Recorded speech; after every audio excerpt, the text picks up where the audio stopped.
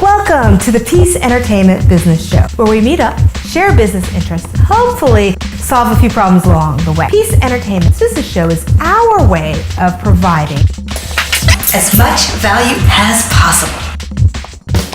Preview.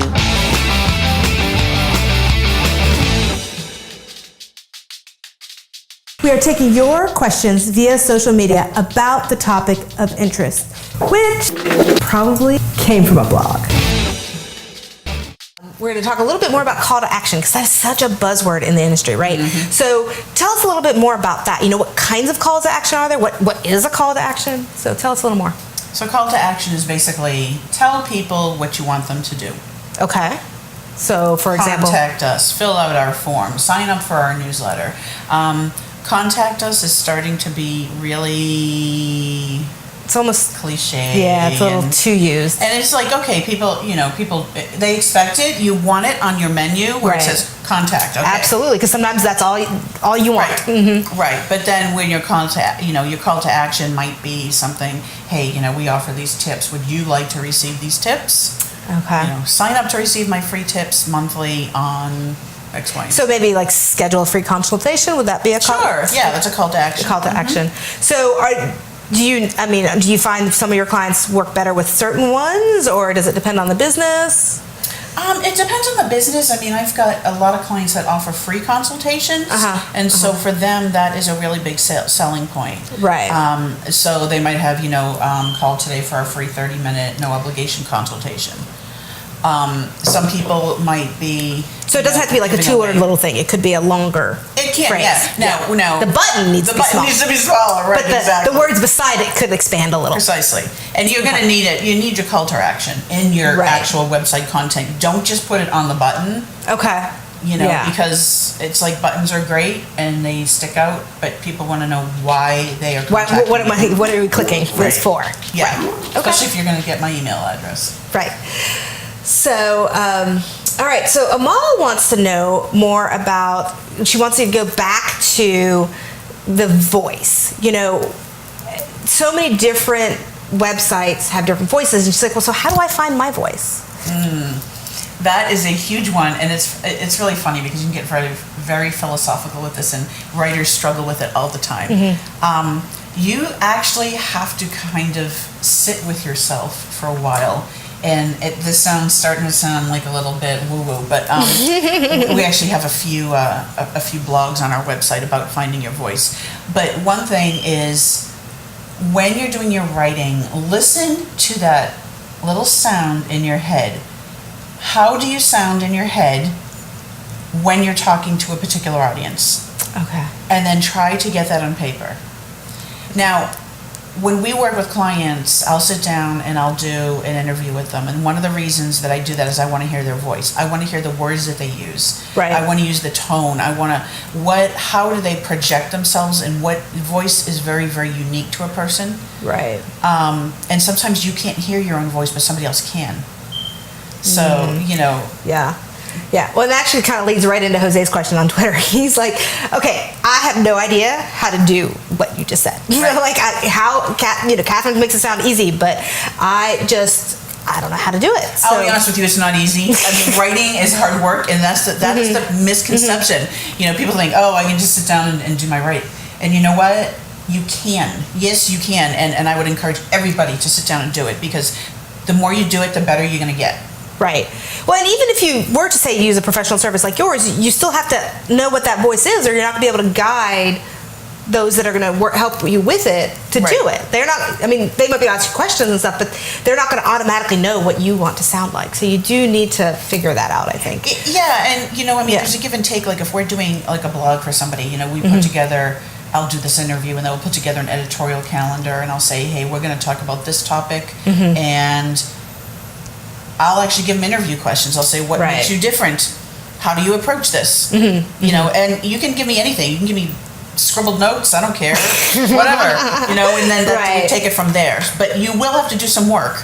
Yeah. Whether you're hiring us or not hiring us, because we can't read your minds. Right. So the last question, 2 questions are kind of together. One is, how do you prefer to be contacted? I think we can touch on that real quick.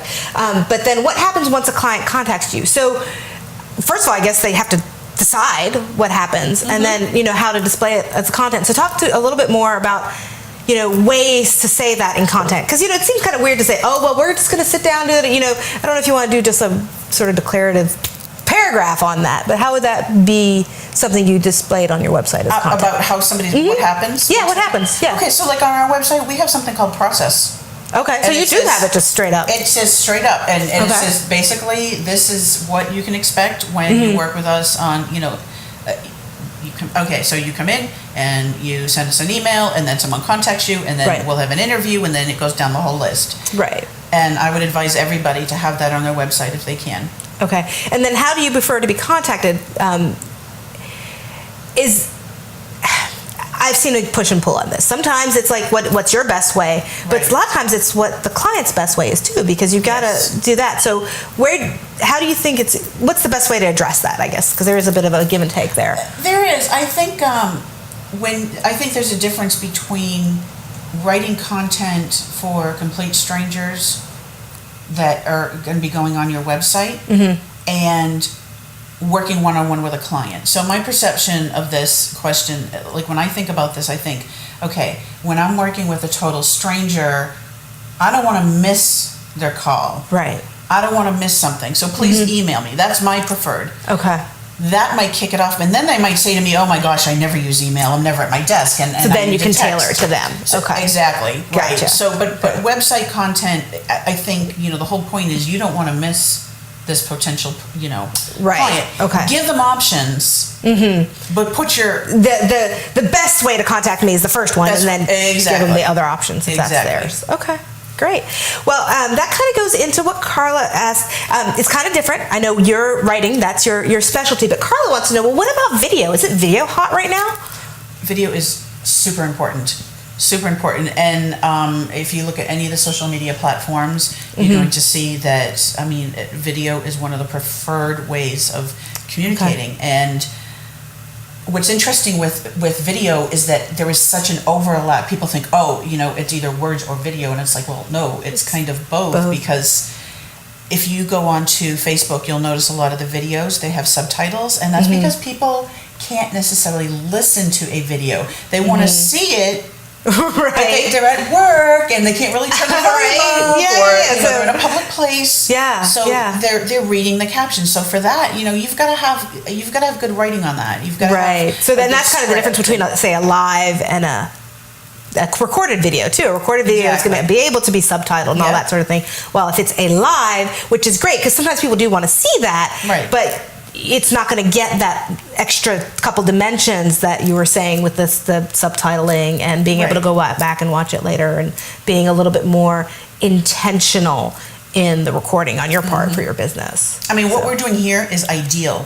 You've got a written blog, you've got the video that goes alongside it, because Right. then you are reaching different audiences. Like, oh, okay, you know, I learn better by hearing. Right. You know, I'm an audio learner. The different learning styles. Great. Absolutely. You got a video. Because marketing, really what it is, it's teaching. The whole point It is to is. teach. So It is. it does go right back to the learning style. Some need to read it, some need to hear it, some need to, you know, write it themselves. But if you can hit the more of those styles, you'll get a wider audience. Right. Preview. Well, Katherine, I wanted to thank you so much for coming today. Really, this has been great for our audience, and we'd love to give you a chance to give your contact information, since our audience will probably want to contact you for more information. Sure. Okay, so if you want to email me, you can email services@allthingswritingllc.com, or you can call me at 703-300-8495. Okay, wonderful. So we hope that you have gotten something of value for your business today with our topic of questions to ask yourself when writing your website content. People say to sell yourself, but your product or your service needs to resonate with your audience. I can't stress enough that you need to not only sell yourself, but also your business too. So develop your audience, and we can help with that. Join our membership today and stand out from all that internet traffic.